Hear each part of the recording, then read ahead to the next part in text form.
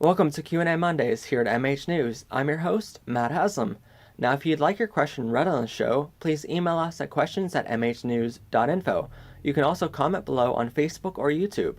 Don't forget to check out our brand new videos every single Monday and Thursday. And first question today. I got out of film school a few months ago and have a decent amount of extra experience outside of school, but I keep getting internships and jobs turned down for not enough experience at entry-level positions. Any tips to gain more experience? I have two big tips for this one. The first of which is to just go out there and film. I know that sounds pretty darn simple, but it actually is a really good suggestion here. Take 2 or 3 months and just every weekday go out there and film something different every single day. Find different events that are going on in your area, film them as much as you can. Take a camera everywhere you go. Research at night on your local film board website, your state tourism website, or your state park website, something like that. Just go out there and film everything and anything, then make a demo reel out of that material. The next tip I would have for you is to just volunteer your time. Now, that doesn't mean volunteer everywhere and anywhere. Do some research on where you're volunteering. For instance, we're actually volunteering a little bit for PBS network right now, and it's a great little project that we're doing with them. It's a documentary for a little small town in our area. Now, it's a small town that we haven't really done that much work in yet, and we're looking to expand to that area right now. So it kind of worked out well. We're networking with all these other people that are very, very informative and brilliant at what they do. We're getting experience and we're getting that to put on our resume later on in our calling card, but we're also getting a little bit of exposure in that area. Now, we've done a lot of research in that area. We know the median income, we know the market, we know the demographics of that entire area, so it's a market we want to expand to, and it's a great way to do that. Now, that doesn't mean volunteer at everything and anything. That does not mean that by any means. You need to do your research and figure out if it's worth it or not. But just go out there and basically have fun with filming, but still get great shots. I mean, don't just take a tripod or something like that if you think you want to do more.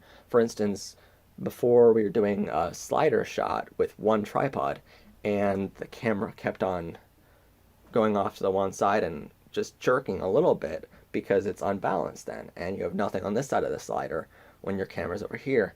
And even though it takes more time to set up two tripods with the slider, it's worth it. I mean, we were just basically doing this one little project for fun and trying to do it with one tripod because we didn't want a big, huge presence. But at the end of the day, we needed the two tripods to get a good shot, and we actually ended up going back down there with two tripods to get the same exact shot because it's just worth it to get quality over quantity, and that's always more important. Next question. I'm awful. I love how that's capitalized. I'm awful at writing scripts / screenplays, even though I have lots of ideas. Do you have any tips for either? Generally, when you're writing a script, the best thing you can do is not to look at a blank sheet of paper or a blank screen on Word or something like that. Don't just do that, because then you're going to get writer's block and you're going to think, oh, I'm awful at writing scripts. If you just sit there and type, you're going to end up with a shitty script. I'm serious. That is horrible. When you're writing a screenplay, I've written screenplays before. I've done scripts, and I've done books now. And so the best suggestion I have in any type of writing situation is to just put the laptop off to the side, put the paper off to the side, and just grab your phone and just start recording. Put yourself in the mindset of the character and just start talking, and maybe you'll come out with something good. And it doesn't matter if you mess up a line, then just re-say it and maybe have a conversation with yourself. If it's a two-person script, sometimes I'll grab a friend and I'll talk with them, and I'll play the part of a shop owner or something like that, and I'll have my friend play the part of a customer just to basically have this interaction where I know the product from talking with the customer for a commercial or something like that, and then I'll talk with one of my friends over a phone conversation that I record just to basically get that conversation and have it where it sounds like a normal conversation, because you don't want a script to sound like a script. You want a script to sound very personable. You want a script to sound not as if it's scripted, and not as if, all the cameras are there. You want it to sound natural. And the best way to do that is actually just record yourself talking. If I'm have like a 2 or 3 person scene, and I'm only here by myself or something like that, I'll have a conversation with myself, and I'll say different character voices and stuff like that. I'm the only one that's going to hear that recording, so maybe I'll do something like, "Oh, I love you so much. Oh, I love you, honey. Thanks for Valentine." Whatever the scene actually calls for, and that way I'll know the characters, and then when I'm playing that back to myself, I'll write down only the good stuff. I don't need to write down everything. I just need the good stuff. And as I'm listening back, I'm putting myself in the mindset of the audience at the very end of the project, and that way I can say, does this sound natural? Does this sound like a normal conversation? Would I buy this product because of the script? If I just heard this on the radio, or if I just heard this on TV, would I buy the product or service? All that keep in mind when you're listening back. But the best way is not to just look at a blank sheet of paper. Next question, in editing. How are you dealing with massive amount of footage that you have to get rid of? Sometimes watching it over and over, making endless decisions to fit in the time limits can be overwhelming. Cheers from Poland. Hi, Poland. Love you, Poland. Well, generally, whenever you're doing time limits, you have to do pre-production a lot better than you normally do. Generally, we don't deal with time limits here, except for when we're doing commercials or music videos. They're the 2 biggest things that time limits really hone in on. So if we're dealing with a time limit for a commercial, generally we'll put that script in the very pre-production process through rigorous tests. We'll put it through a bunch of different people to know that script is really refined, and because we don't want to edit out a lot of things. We want a very simple script, because remember, with a commercial, you want very simple, to the point, and man, I want to buy that product.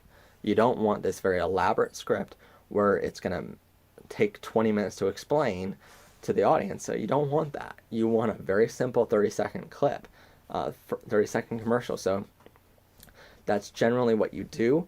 And if you have a lot to edit through, what I suggest is taking the best of the best of the best, and just honing it in before you ever start basically editing. Just take every single scene and take only the best little shots in that scene from that camera angle, and then putting that through the process, and just keep on taking that scene and trimming it down to the best. And that's what I would do if I had a lot of footage. But generally, with any time limit thing that we are doing, we do so much pre-production and we refine that script so much that we barely have enough footage to do the 30-second. And that's great for us. If we end up with 25 seconds of footage that's really refined, we'll only shoot 25 seconds of footage, because we know 5 seconds is going to be the logo at the end of the commercial. So you really want to refine it in pre-production. Next question, thoughts on using Nikon cameras to shoot? Why do most people go for Canon?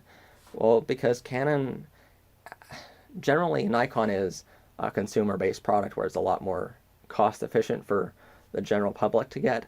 And even though they have higher end equipment, for the most part, Canon has the higher end products. And when you learn on a Canon, a lot of the same settings and formatting is similar to that of the bigger products, such as the Red Epic and those really, really expensive cameras that we can only afford if we sold our house. So generally people use Canon because it's easier to step up to bigger cameras later on when you're learning on something that's professionally made. A Nikon is professionally made, but it's generally made for people that don't understand cameras too much, that basically want a very simple design. With Canon, you're learning it once, but then you don't have to learn over and over and over again every single time you buy a new camera. It's you get your first Canon and you learn on it, and as you move up, yes, there's extra stuff you have to learn for more and more settings that are available, but you don't have to relearn how to do the very simple stuff. With Nikon, you're learning how to do the simple stuff, and then when you move your way up, to a Canon later, you're going to be relearning how to do all that simple stuff. So that's generally why people do it. Last question, how can I get permission to use a cop car because I'm obviously not going to use it for dangerous reasons? Maybe. Well, I would say the best way to do it is just reach out to your local cops and ask them. If you don't have a very specific town name in mind, then you can get a general prop cop car that just has police on it, not Montgomery police or whatever town you're trying to put it in. That's generally what they'll do. But best way is just to ask them. I mean, you can go down to the police station to say, here's what I'm planning on doing. Can you guys help me out a little bit? Can I borrow a cop car and put it on a trailer and have it filmed? Do you guys mind if I borrow a cop car? Generally, cops actually, astonishingly enough, the cops nowadays, because of different political situations, cops are looking for good PR right now. So they're a lot more open to actually letting you borrow a cop car or even using them on their off time, not on taxpayers' dollars, but on their off time, using their equipment and stuff like that. As long as it's not costing them to use it. Like if you pay for the gas for the cop car, they generally don't care about you using it as long as you get their permission and have a cop on set with you. That's all good PR for them to be part of. So ask them. You never know. If they're sticklers, then yeah, they won't allow you to do it. But if they're nice and if you catch them on a good day, you never know. That's the best way to get a cop car if you don't have the budget for it, though. But that's our questions for today. If you'd like to get a question read on the show, please email us at questions@mhnews.info. And remember, this Thursday, we're actually going on set behind the scenes to our newest documentary we're working on. And that's going to be really fun because it's the first time we're getting out of the studio here and going on the road. So check that out, as well as the brand new MattHaslamProductions.com. Go check out that. We have a brand new homepage that has a whole bunch of new things on it, and we'd love you guys to check that out. So go to MattHaslamProductions.com, go to MattHaslam.com. Both of those websites forward you to the same page now. It's so much more simple for people to understand. So go there right now and check it out. Have a good one, people, and see us next time. Thanks for watching, and subscribe to our channel for new episodes airing every Monday through Thursday. Have a good one.